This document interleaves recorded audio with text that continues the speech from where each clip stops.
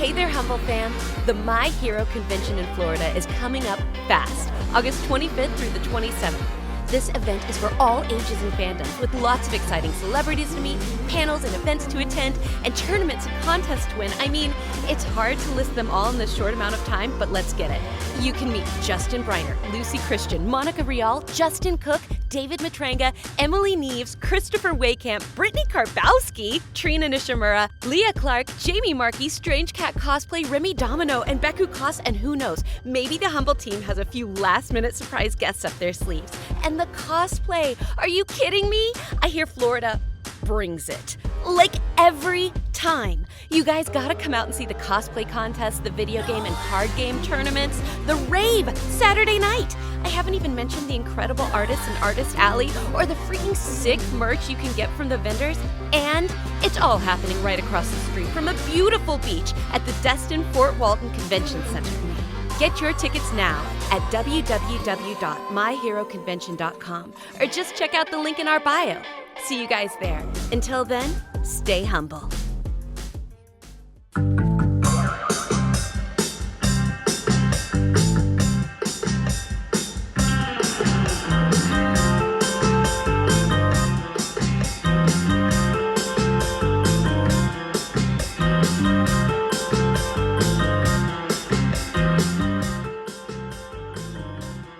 What's good, Humbl fam? Welcome on in to episode 10 of the Humbl Show. Why don't y'all come on in for a little visit here?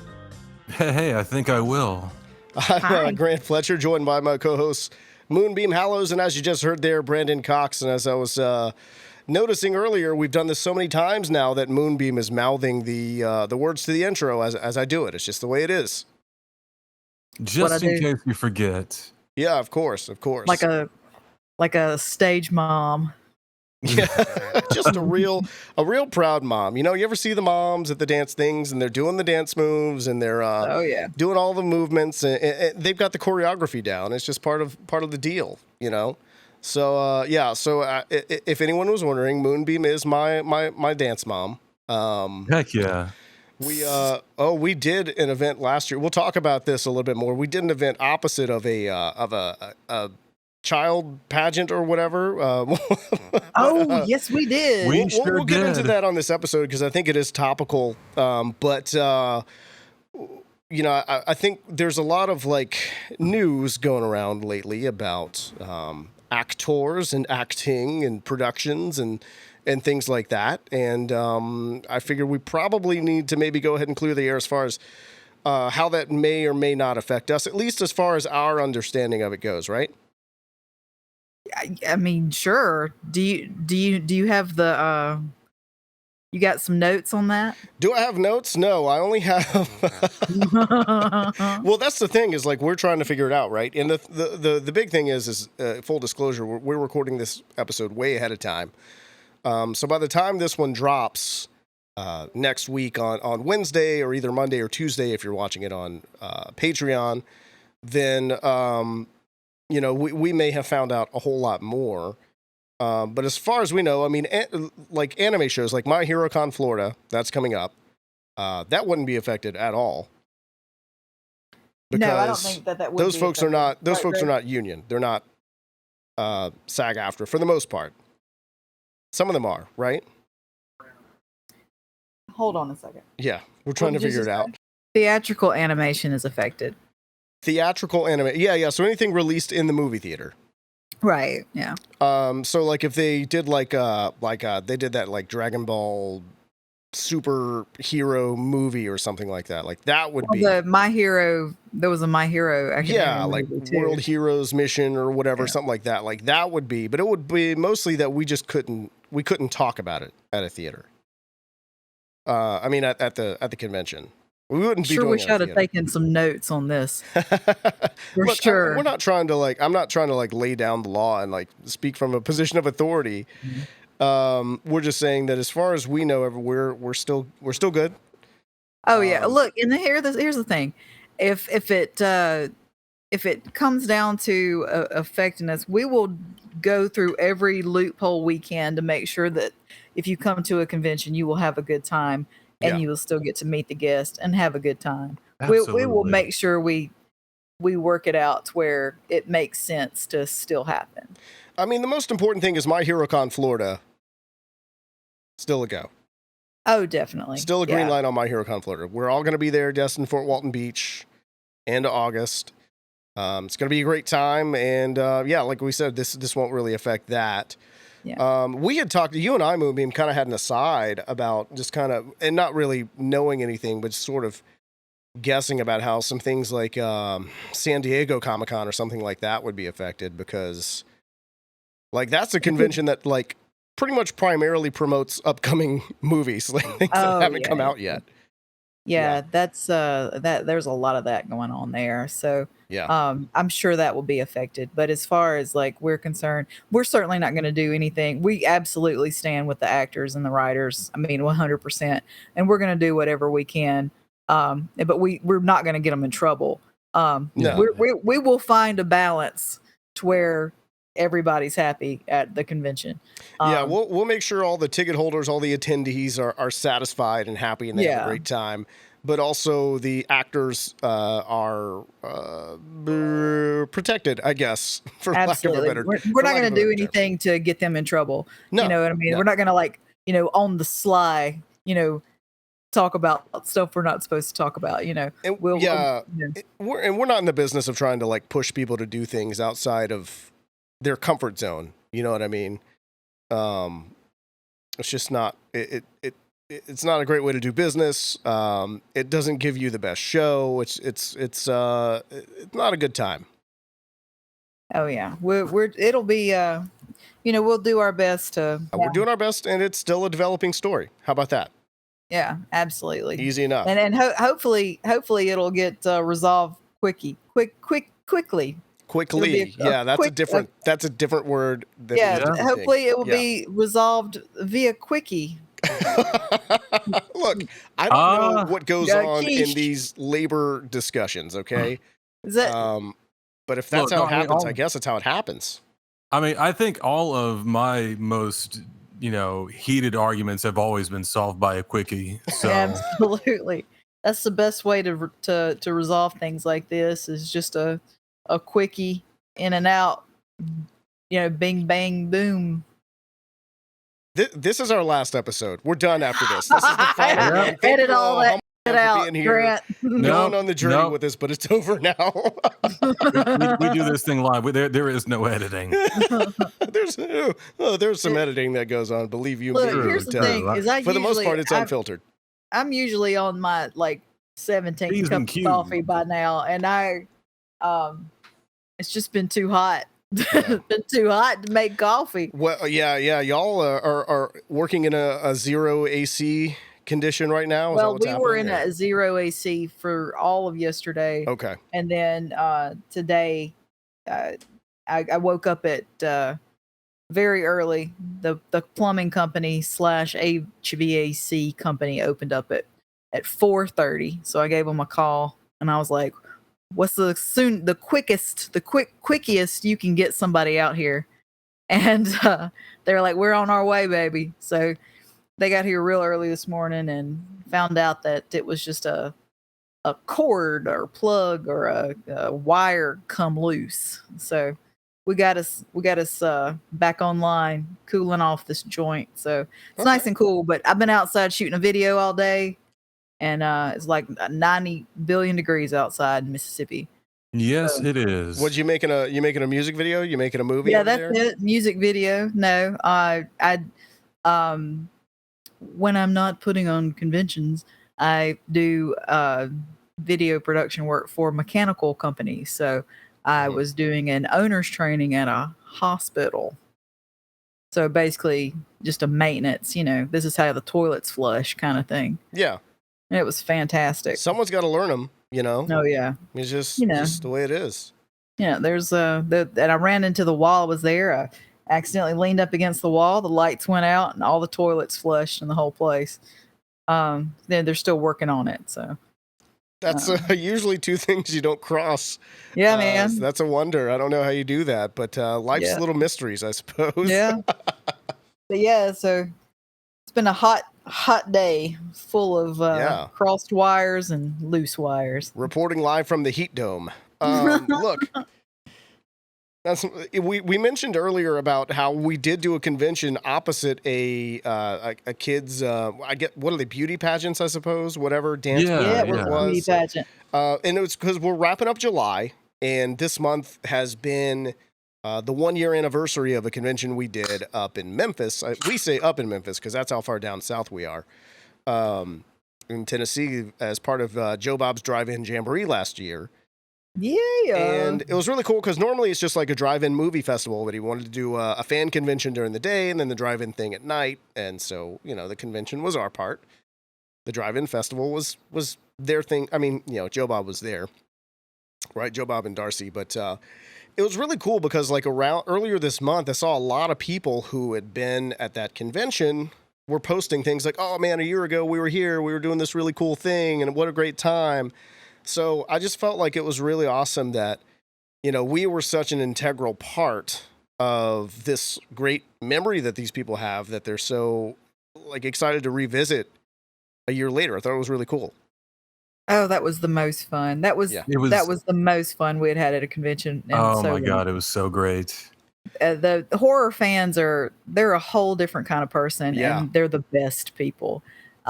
We love working with horror fans, and of course the guests that came to the Joe Bob show were just the sweetest people, like funny and just down to earth. It was a great show, and it was in a hotel. So sometimes we do these shows in convention centers, and they can, we do that because of space, but a lot of times it feels kind of sterile.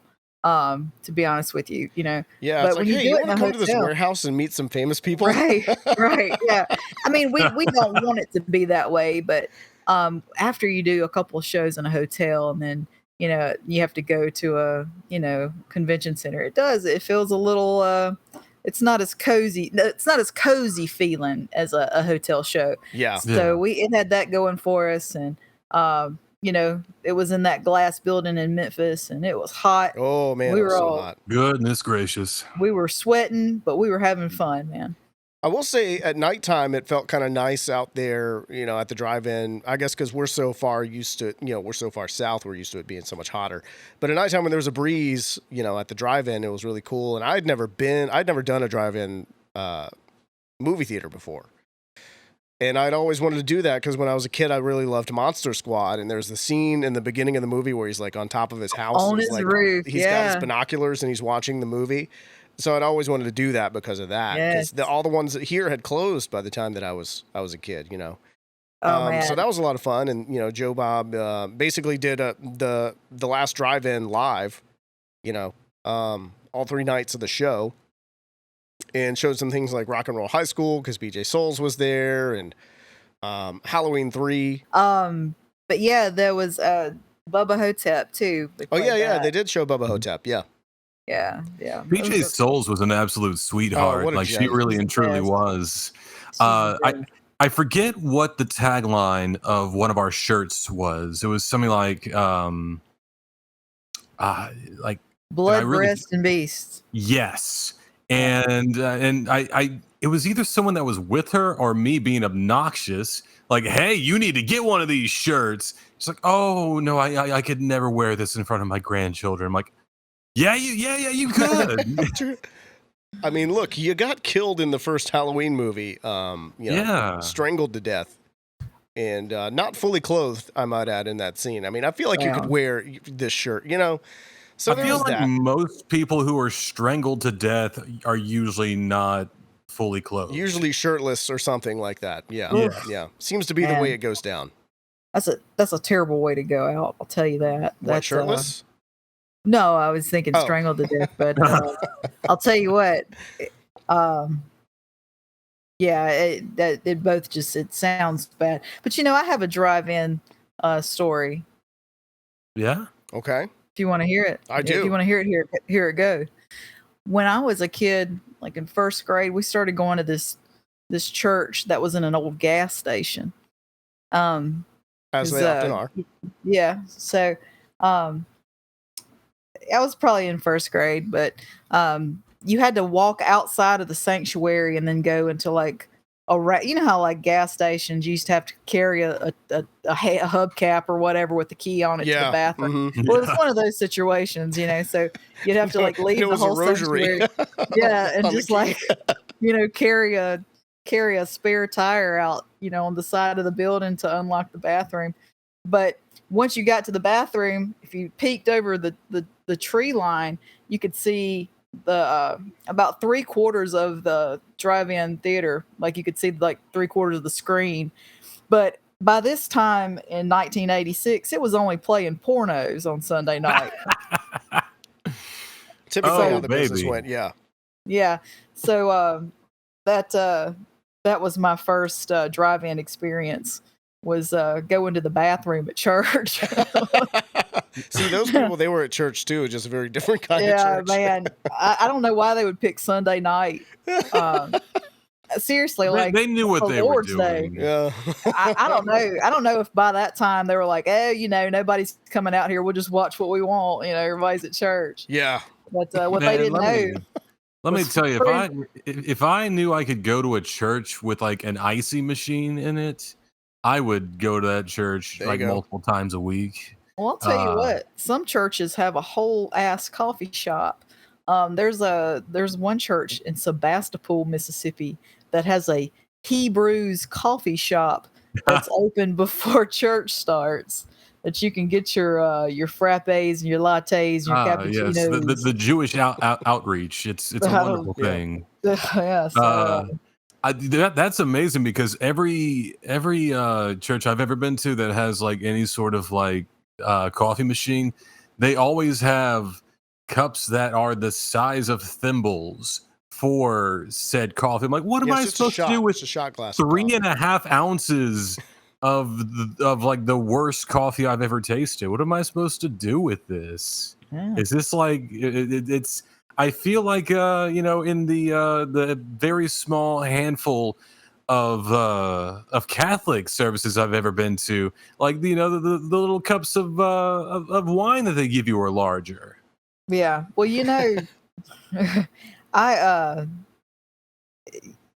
all this coffee talk is really making me want a cup of coffee. I know. Might need a There's- cup of I know. coffee. I feel like there's 3 caffeine fiends on this this show right now. So if you talk about it long enough, it's going to be an issue. oh yeah. Well, what? Hold on a second. What in the hell are you doing? Megan Louvier, a very Cool lady. Integral Very and important piece in the machine. yeah, exactly. Yeah. She is a cog in the wheel of Humble Enterprises. She is sitting on the opposite of me, just giggling and taking photos of God knows what. Mm-hmm. She's just back here giggling the whole time. I can't get Megan. Can you say something? She's pirating the recording. Why don't you? Yeah, that's what Megan, exactly. introduce yourself if you're going to be there, giggling. You're gonna have to come over here closer to the microphone. Get over Introduce here yourself right now. right on. Listen, here's the thing. She calls me yesterday, or texts me yesterday. She's like, "Is it okay if I come tomorrow night?" And I was like, Yeah. the whole room's Bring it. destroyed. I was like, you How know long what? is she staying? She only lives like 6 hours away from you, so She's staying all week, baby. Get Oh, over here and nice. say hello. Hold on a second. You're not on camera. It's ripping it up at just the grindhouse. Yeah. It's just me that's Hello. on camera. Hello. Howdy. She's waving. You look we're not. you I'm look not. well I'm not on rested. video. Nice. Am I well rested? I I am don't know. not. You're just pulling it No. off. Yeah, thanks. All right. Yeah. It's good seeing you. Yeah, good seeing you. She lives Yeah, closer so- to me than she does to you, and somehow she's over there. Anyway. Yeah. Well, look. Here's the thing. Everybody, look. Joey's here.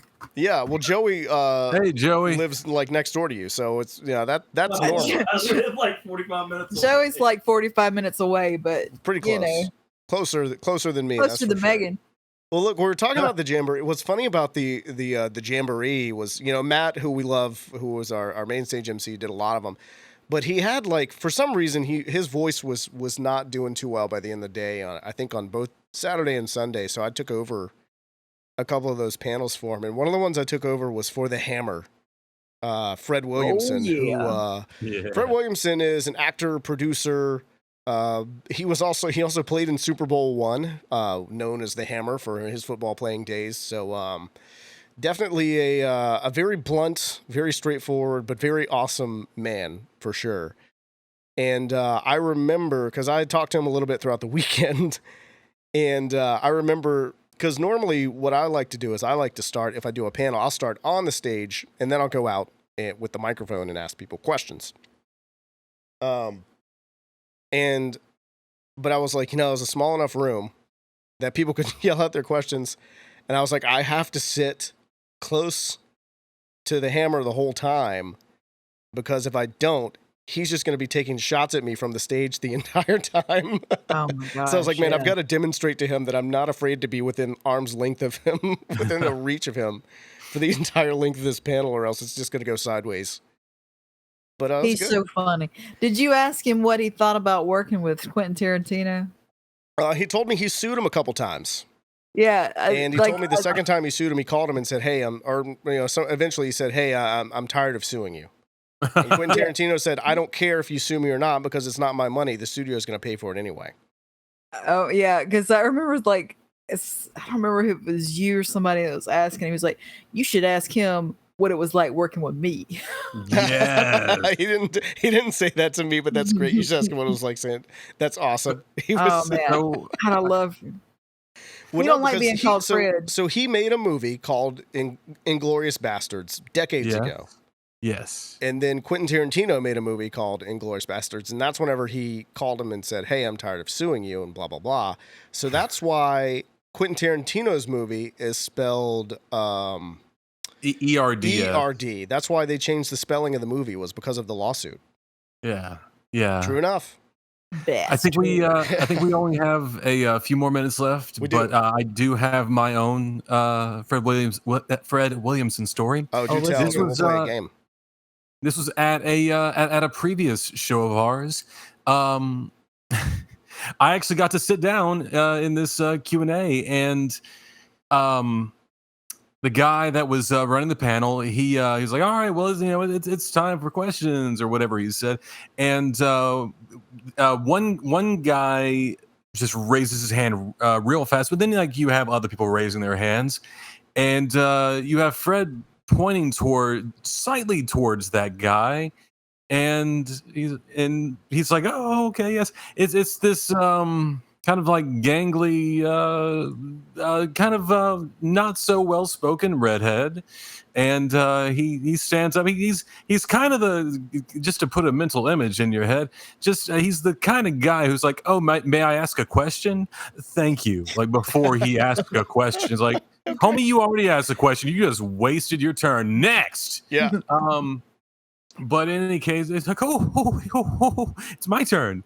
And he stands and Fred Williamson, it's like, no, not you, the brother.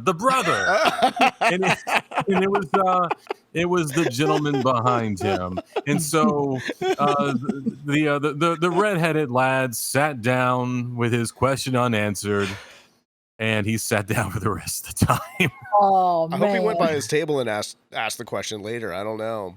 Oh man, that's so good though. That's so, but it's I guarantee it's a true story and it's accurate, because I just know. Yes.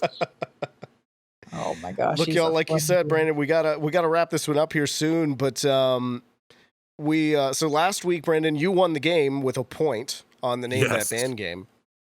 So we are gonna play a different game this week. It's a TV game. It's called TV Ladder. And what I'm going to do is I am going to just read off some names of some lower tiered people, on the call sheet there on a TV show. And I'm going to work my way up the ladder of the cast.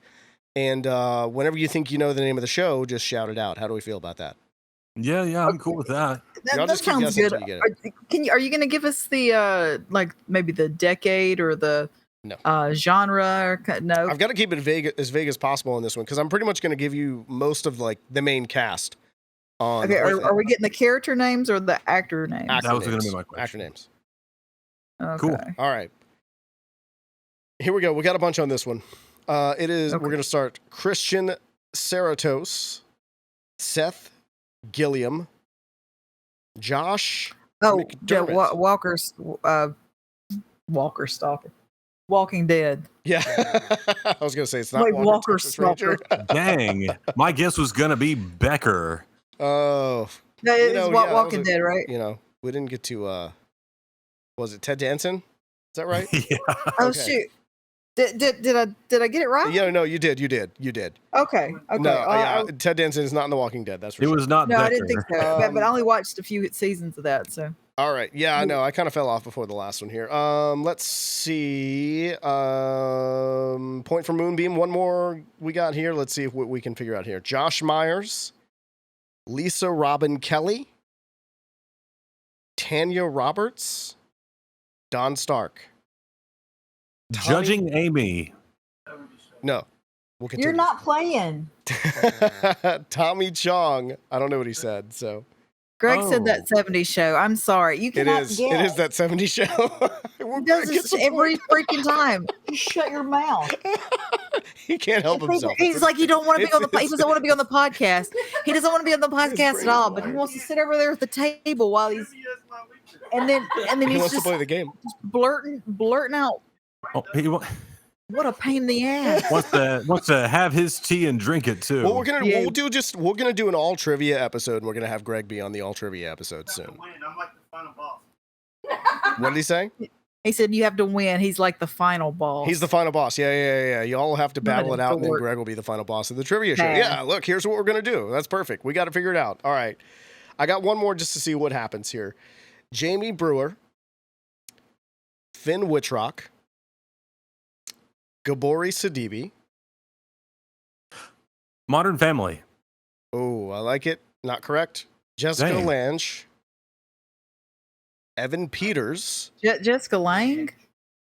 Lange, American. L-A-N-G-E. Kathy Bates also. That's American Horror Story. Yes, correct. Greg, stop talking. Did he yell it out right as he said it? No, after I said it. All right, Moonbeam But cleaned it's- up on it. You got 2 points, and that's really what's important. Jessica Lange, yeah. I was like, who the F is Lange? Well, I think we established here, okay, Moonbeam wins the game, and we also established that My Hero Con Florida is still going to happen the way it was intended, just as Humble Enterprises intended it to happen, in Destin, Fort Walton Beach, end of August. Heck yeah. You can get your tickets, myheroconvention.com, and we'll see you there. It's going to be a lot of fun. And, of course, we'll be back here next week for another episode. But until then, y'all stay humble.